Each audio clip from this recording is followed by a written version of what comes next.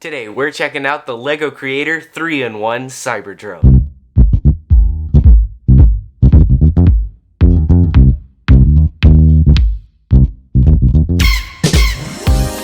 As mentioned before, today we're checking out the LEGO Creator Cyberdrone, and you'll notice that it is obviously a 3-in-1 set. Its set number is 31111, and it has 113 pieces. So there is a ton of 3s and 1s on just the front of the box of this set. I think that's really funny and really cool that this set has kind of a theme of 3s and 1s.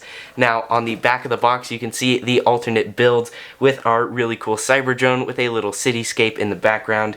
You can also see our little mech option and our little speeder bike option. Now that we've seen what's on the box, let's go and get in the inside. To get in the box, we have a LEGO thumb tab, and you just obviously take your thumb, push it through there, and kind of pull out, and then just kind of pull.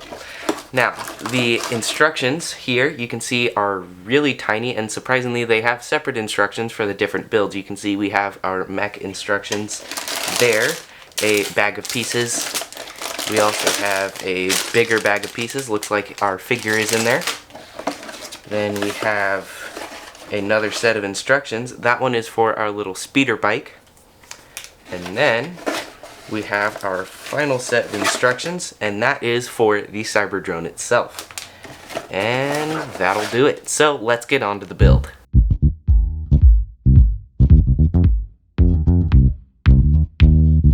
We'll start off with the smallest, or the one that uses the least amount of parts in this set, because it is of course a 3-in-1, and sadly you can't have all 3 of them built at once unless you pay $30 to get 3 of them, and I actually think $10 for a set that you can turn into multiple different things isn't too bad, especially when you look at the main vehicle that we'll actually take a look at later.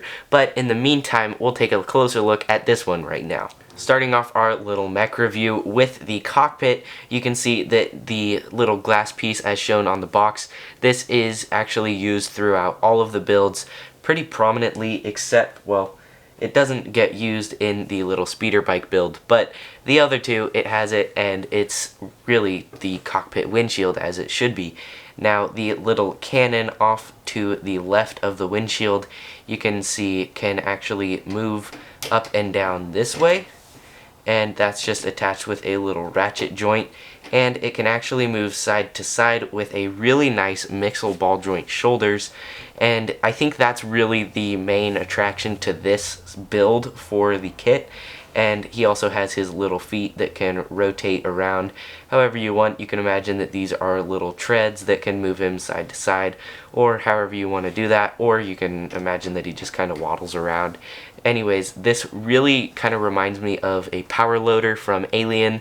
It really kind of has that same idea, and I actually kind of like it from that standpoint. Again, with the shoulders working really good. This was really good for the little animation in the speed build that you just saw. And you can also see that he has kind of this chomper or claw or whatever you want to call it on the side. That just opens up, and it's made with little fin pieces, and you can just push those back together, and that's his little hand. And that can again be angled up or down and move all around with the shoulders. So that's basically it for the mech around the back. You really have nothing going on, just some open studs. I was really surprised that they didn't try to put anything back there, but they didn't, and it's pretty simple, and of course this is the simplest build of the 3, so let's go on to our speeder bike.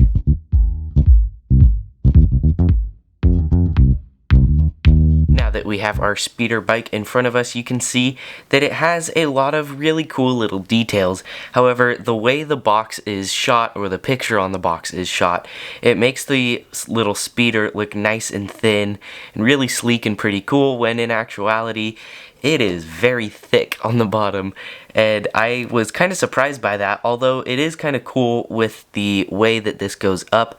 Kind of looks like the fuel tanks of a motorcycle, and then it kind of goes up where the forks would be, and that kind of attaches to these little vein looking pieces here, and I actually think that's cool. You can kind of imagine these to be guns, so maybe these are like the main part of the guns and that's just kind of the end of the barrel. But another thing that I wasn't too sure about is the box shows the fins to be more like this, with them down, and the instructions actually tell you to have them up, and they never tell you to put them down, so I just kind of left that side up to show you how the instructions say to do it. Personally, I like what's shown on the box more, so I'm going to go ahead and angle that one down, and it kind of gives you this cool X at the back, which I actually really like. Now you have some blue kind of fire coming out of the back, or thrust, and I think that that looks really cool. It kind of looks like a cartoon where it has kind of the big bump at the front and then thins out at the back, and I really like that. He has a couple of little control sticks, and I'll go ahead and take out our figure so that you can see that better.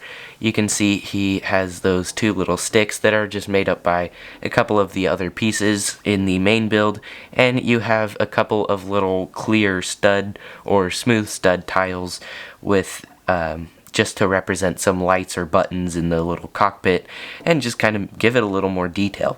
With that said, let's go on to the main build finally.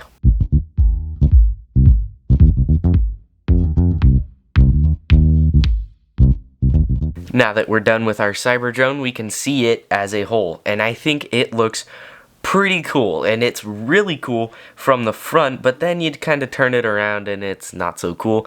But I really want to modify this to try to make it look a little better in the back, maybe extend the tail boom a little more and just make it look a little better, because it's pretty chunky at the middle, but it's not so chunky at the back, and it just gets really thin really fast and not very smooth. Now the engines are really cool. They're identical on the same side, or identical on both sides, and I think they look really nice. And one thing I really like about this build is, in theory, all of the little control surfaces would be usable. Now for the yaw, you would have little air brakes on either side on top of the engines. Those could also double as little vents or extra intakes if you want to go super fast. And it does have little VTOL, or the option to be able to do VTOL, and that is pretty cool. You can even angle them backwards if you want to, or down, and there's backwards, and I just really like the amount of posability with those engines. I think it's very cool. And then at the back, you kind of have these elevons. That would be the mixture between the elevators, what makes the plane go up and down, and the ailerons, which would make the plane go kind of side to side like that. So that would be able to kind of turn like this, and that would be kind of going a bit like this and kind of banking to the right. And then obviously they can go the other direction, banking to the left, and then they can even go down or push the nose down, make the plane go down, and then they can make the nose go up. And I just really like the posability. You can also adjust the dihedral or anhedral, and I really like all of the posability on this thing. You can actually even kind of unclip the top and make the tail go lower, or unclip the bottom, make the tail go higher. I just really like how many options there are just straight out of the box without modifying it at all. Now to get our figure in, you just kind of lift it up and you reveal the two little joysticks represented with those the ball side of the ball joints, and I think that looks pretty nice. It's a good use of those. And then flipping that back down, you can see that it is pretty smooth there. I really like the way that that kind of goes from the top and very nicely into the bottom, moving the engine out of your way so you can see it a little better. And then at the front, we kind of have these headlights, and one thing I really like about this, and a couple of the speeder bike as well, when you have it on the ground, it kind of looks like it's hovering already because of the way the contact point with the ground is. And on this one, it has, what are these? Well, these are supposed to be the 4 little landing gear.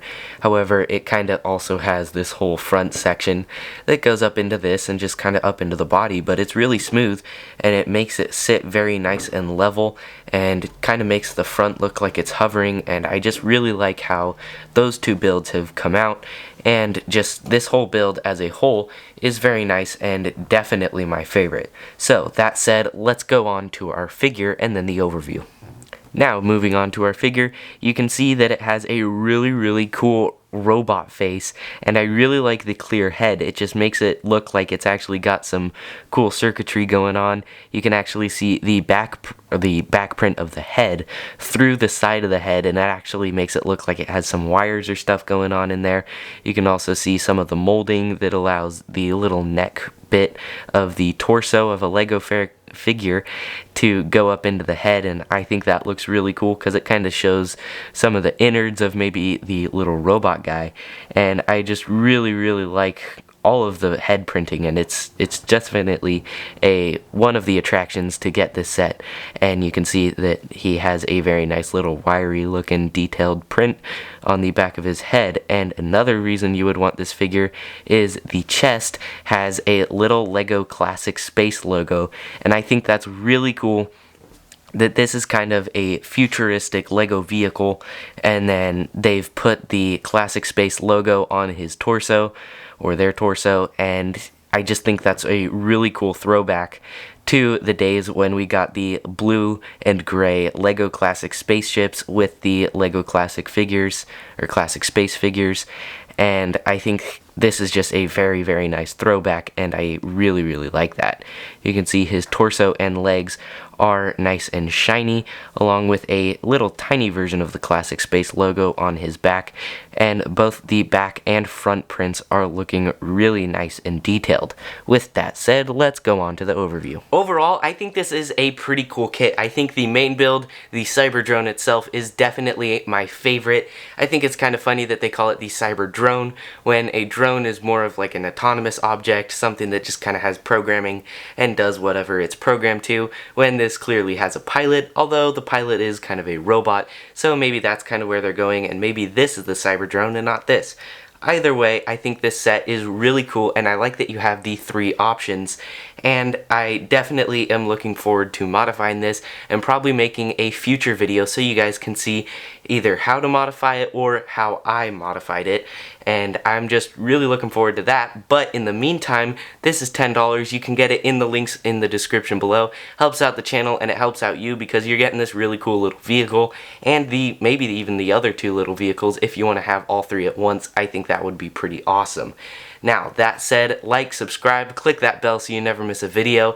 Check out this video, which is our new LEGO Creator playlist, and check out this video, which is whatever video YouTube recommends for you. And I'll see you next time on Luclear Fusion.